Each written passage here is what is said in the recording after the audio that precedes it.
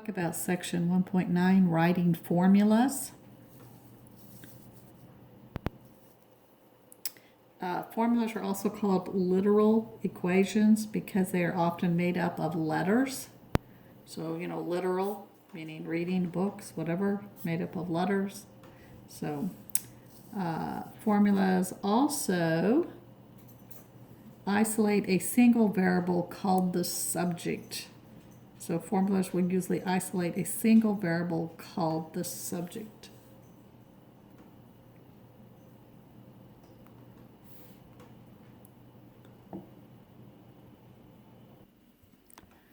For example, if I had F equals ma, where F stands for force, equals the mass times the acceleration, this is a formula where the subject is the force, okay, and this one letter is isolated.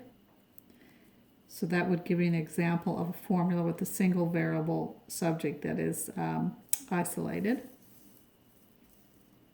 Now, rules, diagrams, and tables can be written as formulas. So a lot of your rules, diagrams, and tables can be written. So let's look at the first exercise. Exercise 1.9 on page 35. All right. Now,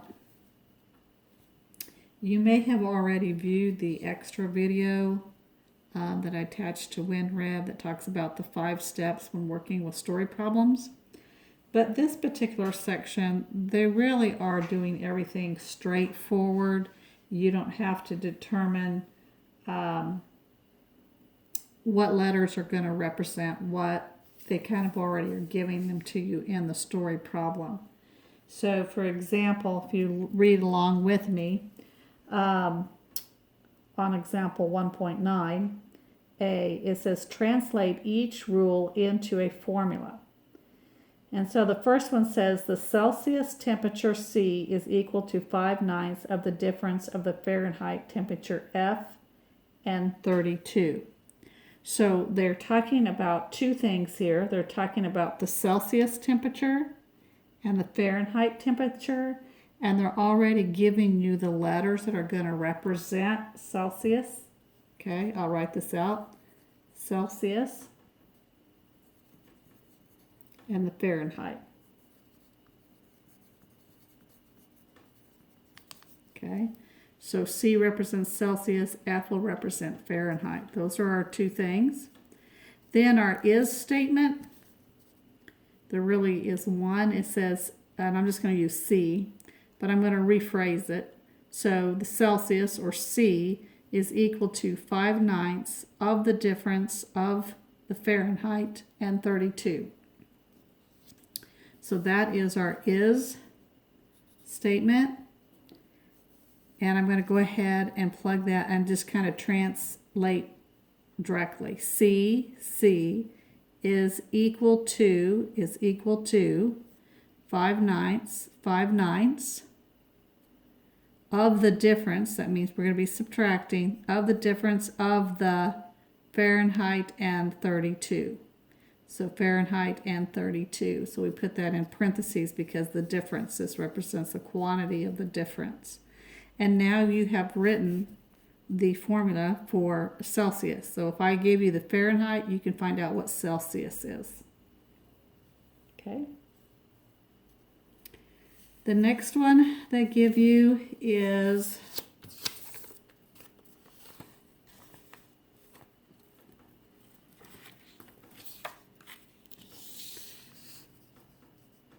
on B. It says, sorry for my lighting there, but okay. So B says the distance traveled, D, so they already tell you that D is going to represent the distance traveled, is equal to the rate of speed R, so they're telling you R is going to represent the rate of speed, is multiplied by the time T, T is representing the time spent traveling. So these are your three things and how you're going to represent them. And then let's look at our is statement. And again, I did what I did earlier. So it says the distance is equal to the rate multiplied by what? The time traveled. So here's our is statement. Translate D is equal to the rate multiplied by the time T. So you would say D equals R times T, or you can say D equals RT, because remember, a letter next to a letter also indicates multiplication. And so you've now written the distance formula. Let's look at example 1.9. B. I guess this is B, not A. It's still on page 35. The first one talks about, it says, state the number of seats A to an auditorium if there are X rows and Y seats per row. The main idea is the total number of seats. All right? So they kind of already give you, again, the variables. They're saying A represents the total seats, X represents the number of rows, and Y will represent the number of seats per row. So think about that. You know, if you had 3 seats in each row, right? So I had how many rows here? I have 1, 2, 3, 4 rows. I have three seats per row. So how would I find out how many seats I have? Well, if you count them up, you have 1, 2, 3, 4, 5, 6, 7, 8, 9, 10, 11, 12, right? But how can we do that shorthand without having to count them up? So basically you will take the number of rows, which is 4, times the number of seats per row, which is 3, and 4 times 3 is 12. So you can kind of get the general idea of what we need to do with these. So here's our basic equation. It's row times seats in a row, okay? So what you're going to say is the total number of seats is the number of rows times the number of seats per row. So that would be A equals XY. And that's how you could find the formula for the number of rows. Then the next one in your exercise, all right, says, state the cost C, so C is the cost C for a 10-minute telephone. So C is representing the cost for the total 10 minutes that you're on the phone. Okay? Call if the first 3 minutes is X cents. So for the first 3 minutes, the cost is X cents. So X is representing how much it costs for the first 3 minutes. Okay? And then it says, and charge each additional minute as Y cents. So the cost for any extra minutes above 3 costs Y cents. Okay? So this we're dealing in money here, right? This is the total cost. Well, if it's gone for 10 minutes, then 10 minus 3 is the extra minutes, because the first 3 minutes are this price. And then 10 minus 3 is 7, so we have 7 minutes at the Y price. So you're going to write the total cost equals X, which represents the first 3 minutes, plus 7 additional minutes at the cost of Y. Okay? You would not put 3 here, because this is the price no matter how many 3 minutes you have, right? It's always the first 3 minutes. So that is your equation there. And they're kind of just pretty straightforward.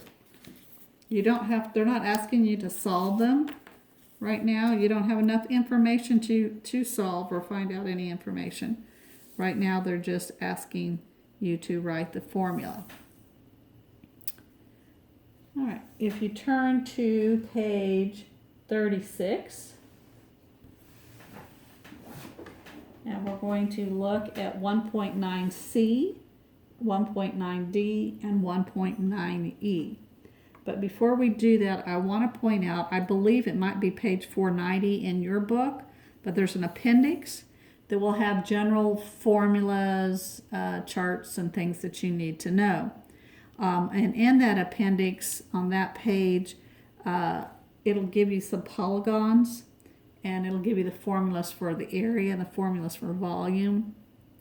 All right, but let's go over some things that you should already know about polygons or about figures. For example, if I ask you to find the perimeter of a square, well, the perimeter is the sum of the sides.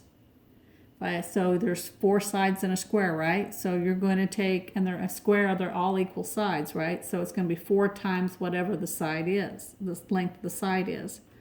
If you're talking about a triangle, okay, if we had triangle, the length ABC, then the perimeter would be A plus B plus C. It's the measurement around the outside, or the sum of the sides. That's what a perimeter is, so hopefully you remember that. And then circumference is another word or special word that they use to indicate what is the measurement around a circle. So instead of saying perimeter for a circle, they say circumference for a circle. And what you need to remember is the circumference for a circle, the formula is C equals 2 pi r. Now I give that to you now because that is not in the back of the book on your appendix. Okay, it gives you the area of a circle, gives you the volume of the circle, but it didn't give you the radius, or excuse me, the circumference. Okay, where r is from the center point to the out, this length here is r. Okay. So in the first example, you have what we call a pentagon here. Looks like a house. It says write the formula for the perimeter of the figure. Okay, now remember, a perimeter is measuring the length of the outside. So they want to know, what is the perimeter? P equals, well, they're saying that this length is S and this length is S, right? So that would be S plus S. This length is H. And this length here is H, so that would be H plus H. And then the bottom part is the length of B plus B. And then to shorten that, you can combine like terms. S plus S is 2S, right? Makes sense, you've got 2 of them. Plus H plus H, which is 2H. And then you have 1B. So your formula for this perimeter would be 2S plus 2H plus B. Now if you notice on my S, it looks like a 5. That's why I don't usually like to use S's in formulas. But if you make it a little smaller, then you might help you remember that that's an S and not a 5. That's a little something that I've always done. All right, now the next one, it says find the area of the shaded region. Well, in the picture you'll notice you have a circle and everything's shaded except for the square that's in the middle of the circle. So they're wanting to know, what is the area of all of this on the outside? All right. So to me, what you would do is you'd find the area of the whole circle and subtract, as if you were cutting this square out, and subtract the area of the square. What's remaining is the area that is shaded. All right. So sometimes drawing a picture or thinking about it a little bit helps. So we know this, the area of a circle. If you were to look in your appendix, you'd find out the area of a circle is pi r squared, and the area of a squared is s squared. Okay, because the square, their sides are the same. All right. So like I said, I want to find. I'm just going to write it. I want the area of the circle, the area of this circle, minus the area of the square. That's what I'm trying to do. So A equals, the area of the circle is pi r squared. That's the formula. minus the area of the square is s squared. Okay? And now you have written the formula that you need to find the area for the shaded region.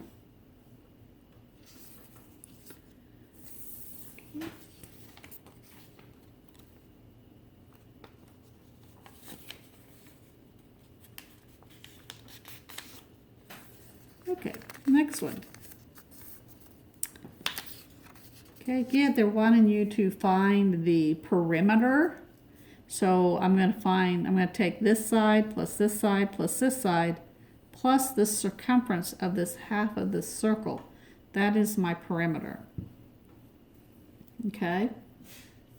So think about it this way. I'm going to take half of the circumference of the circle plus, right,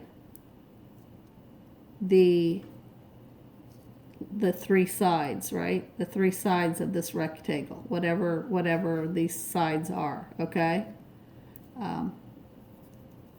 Whatever they are. Now they're different lengths. I'm just kind of generalizing here a little bit. So, well, let's go ahead and write what we know. If this, in a rectangle, we know the opposite sides are the same length. So if this is h, this is h. So I know that this plus this is 2h. If I take h plus h, I get 2h. And now I need to find out what is the length of this. They don't give us the length. It is, in a rectangle, it's longer than the width, right? But we do know that the radius from the center point to this circle is r. Well, from the center point to this circle is r. From the center point to this point of the circle is r. So the length of this right here is r plus r, which is the same thing as 2r. So I could say that this length right here is 2r. So there's my three sides, 1, 2, 3. Now I need to add the circumference of the circle. Well, what did I say earlier that the circumference of a circle was? Circumference of a circle is 2 pi r, right? So the circumference of the circle is 2 pi r, but we don't have a complete circle. We only have a half of a circle. So I need to half that. When I half that, I end up with P equals 2h plus 2r. 1/2 times 2 gives me 2 over 2, which is 1. And so I end up with just pi r because these cancel themselves out.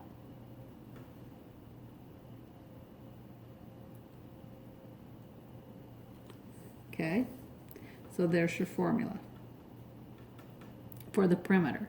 But what if they weren't asking for the perimeter? What if they were asking for the area? What is the area of this figure? Okay, well, let's look at the area. We know that for a rectangle, the area of a rectangle is length times width. And then the area for a circle is pi r squared. Now, if you don't know these, you can look back in your appendix and it will give you these formulas. So I'm going to take the area of this rectangle plus the half of the area of the circle. Think about it that way. So the area of the circle, which is length times width, and this one is 1/2 pi r squared. Let's look at what we know. We know that the width is h. The width is h. So for the width, I'm going to put h. We know the length was 2r because we figured that before, right? So 2r times h gives me the area of the rectangle plus 1/2 pi r squared. And there is your formula, or your area formula, 2rh plus 1/2 pi r squared.